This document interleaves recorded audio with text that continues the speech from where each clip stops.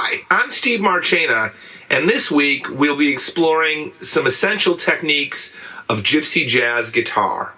I'm going to put my middle finger on the 3rd fret of the low E, my pointer finger on the 2nd fret of the D string, and my ring finger on the 3rd fret of the G string. I'm going to use the tip of my pointer finger to touch the A string and also the high E and B strings to mute the 3 strings that we don't want to bring out, so I can strum all 6 strings. That could be G minor 6, or it could be G diminished. But if I look at that same fret on the A string, there would be a C there. I'm not actually playing it, but I could play a voicing for a C7 chord with the same notes. If it's the G minor 6, we have root 6 flat 3rd. If it's the C7, we have 5, 3, flat 7. Yesterday, we explored voicing for gypsy jazz guitar on the low E, D, and G strings. Today, we'll look at a couple of voicings that are at least initially based on the A, D, G, and B strings.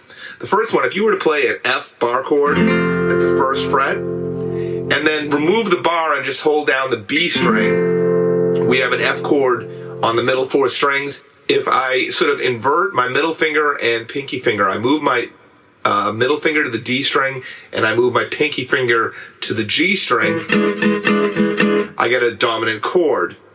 This is actually, well, it's still an E7, but it has a flat 13, which you may hear is sounding a little augmented, but it has the 5th and the sharp 5th in there. This is just something that Django would play.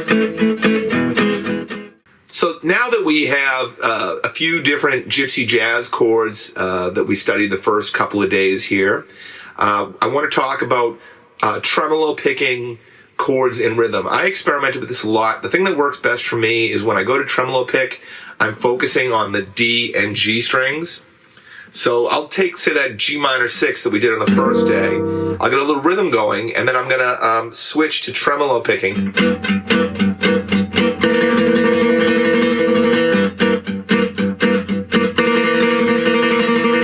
So I'm going to move that chord form around, and I'll throw in some tremolo picking.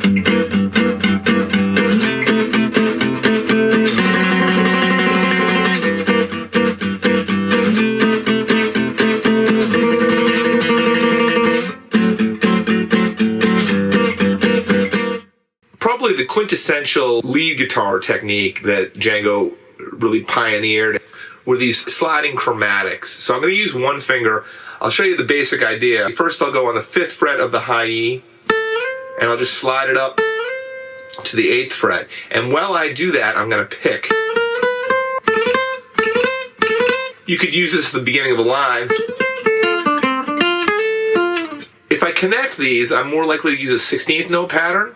So now I'm going to start practicing moving an augmented triad with just the middle finger. So I have these patterns.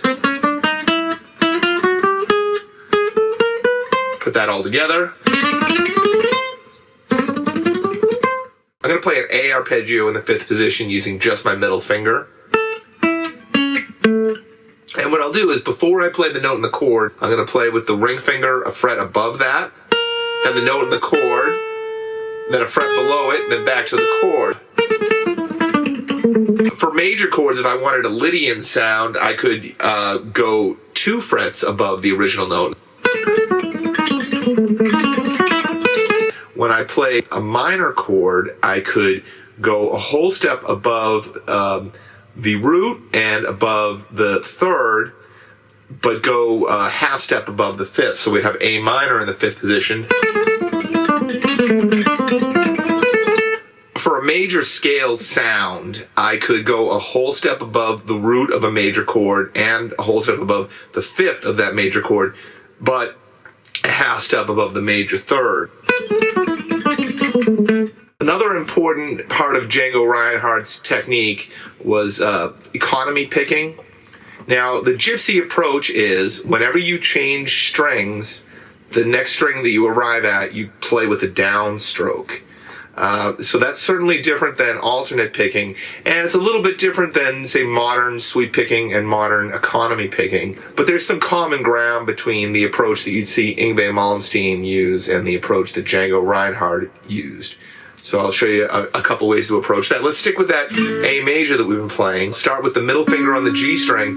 Then I'm going to use my pointer finger. I'm just going to roll across the 5th fret of the B string and the high E. With the right hand, I'm just going to pick one downstroke, really. A major triad in the first inversion, second inversion. If I roll back afterwards with an upstroke,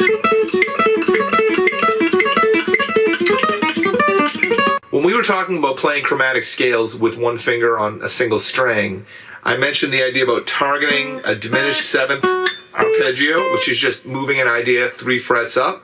I could combine that with some of the sweep picking patterns that we used yesterday. This is also where the waters become a little muddy between what Django did and what Yngwie Malmsteen does. I'll play a little sweep, and then I'm going to move up 3 frets, 3 more frets, 3 more frets, and then I'm back at the octave. So we got...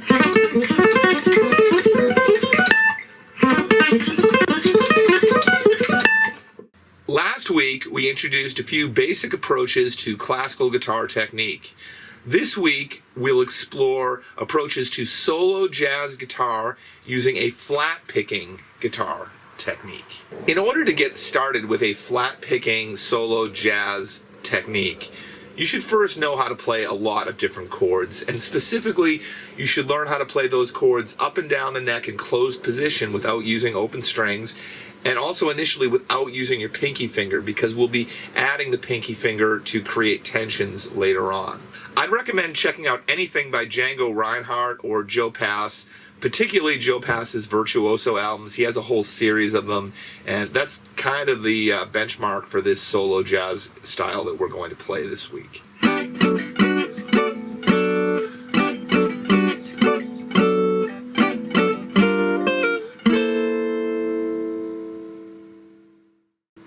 So as we said yesterday, you're going to want to learn a lot of chords up and down the neck in closed position without using open strings. What you want to do is organize different versions of the same chord on the same string set.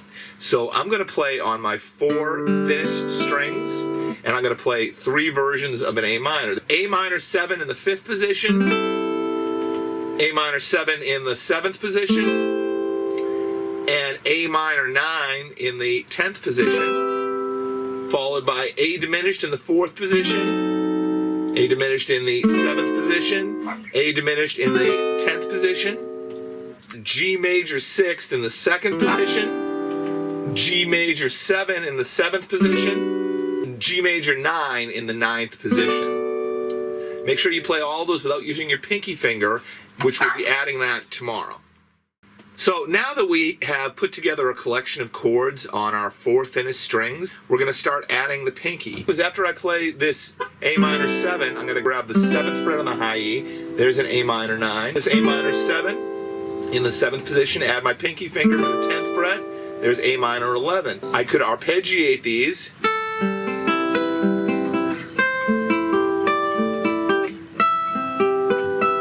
So we've got A minor, A diminished, and G major. Whatever you do on your thinnest string, like this,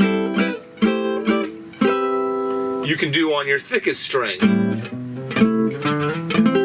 and create walking bass lines.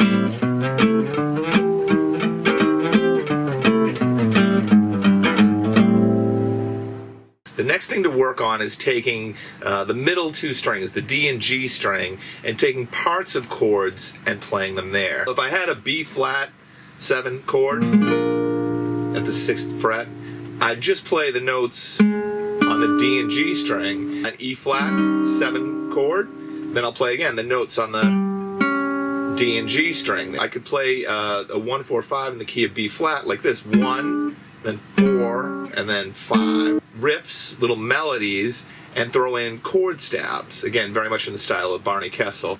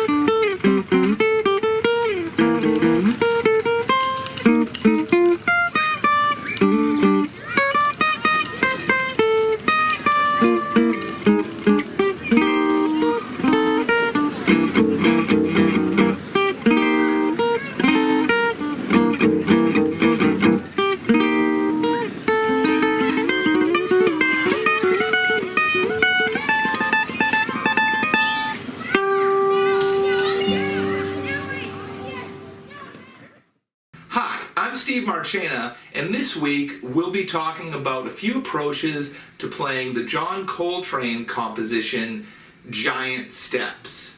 One thing about this piece is that it changes between 3 different keys very rapidly. So you'll certainly want to review the basic chords that we studied, as well as our lessons on the introduction to solo jazz guitar. Many musicians struggle for years to play this song. One of the problems that I found with it early on was in finding different ways to interpret all of the different chords that come up. If you approach each chord differently in each chorus and work on different substitutions, you'll play much more rewarding and interesting solos over these changes. We'll get started with these changes tomorrow. Let's go over the first half of the chord changes. We'll go B major 7, D7, G major 7, B flat 7, E flat major 7, A minor 7, D7, G major 7, B flat 7, E flat major 7, F sharp 7, B major 7, F minor 7, B flat 7, E flat major 7. So the first half of the tune, we're moving that figure down a major third. The second half of the tune is a different figure, just 2 5s, and it's moving up a major third. So it goes A minor 7, D7, G major 7, C sharp minor 7, F sharp 7, B major 7, F minor 7, B flat 7, E flat major 7, and we finish with C sharp minor 7 to F sharp 7.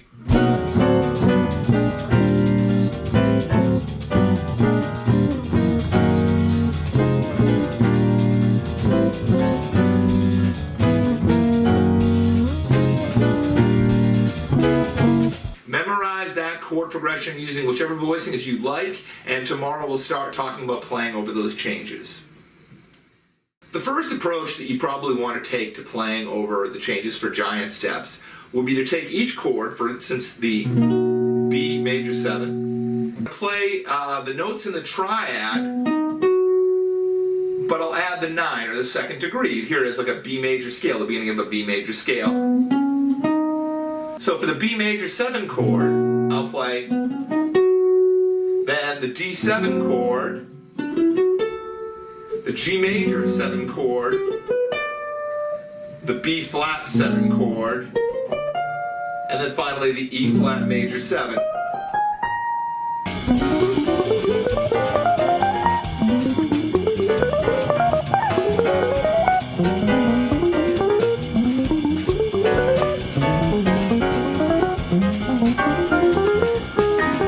It's helpful to find different substitutions you can use for the chords. So the first chords we went B major 7, D7, G major 7, B flat 7. Here what I'm going to do is I'm going to play B major, and instead of playing the D7, I'm going to play B minor. So if other people are playing the 7th, it's going to sound like a D13. So we go B major, B minor, and then G major, and then G minor. You can stay on the G minor for the E flat 7 chord, and that gives you E flat major 7. I'm going to apply these types of substitutions over the entire chord progression of giant steps.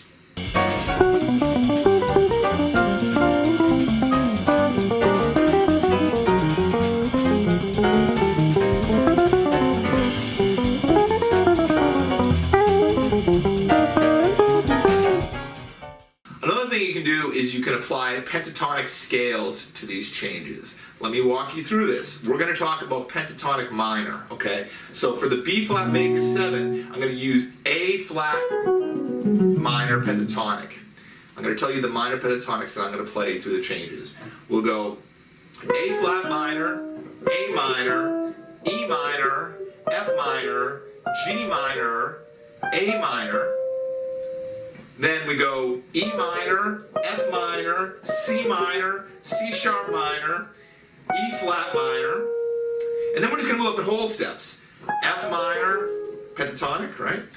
G minor pentatonic, A minor pentatonic, B minor pentatonic, C sharp minor pentatonic, E flat minor pentatonic, F minor pentatonic, G minor pentatonic, and then we'll turn around with the C sharp minor pentatonic.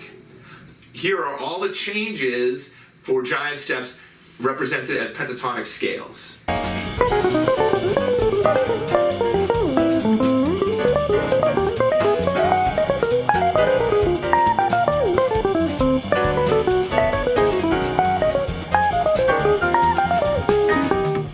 Once you've established the basic tonality of all of these chords, it's okay to use some more outside substitutions. I'm going to play B whole tone over the whole first half of this song. I'll start on a B note on the G string, then C sharp on the G string, and then a D sharp on the B string, and then an F natural on the B string. So this figure, watch the figure. I'm going to come close to the camera so you can see what I'm going to do here. It's just a little box. Now I can move that box symmetrically up the neck. You can play a B whole tone scale over the entire first half of giant steps.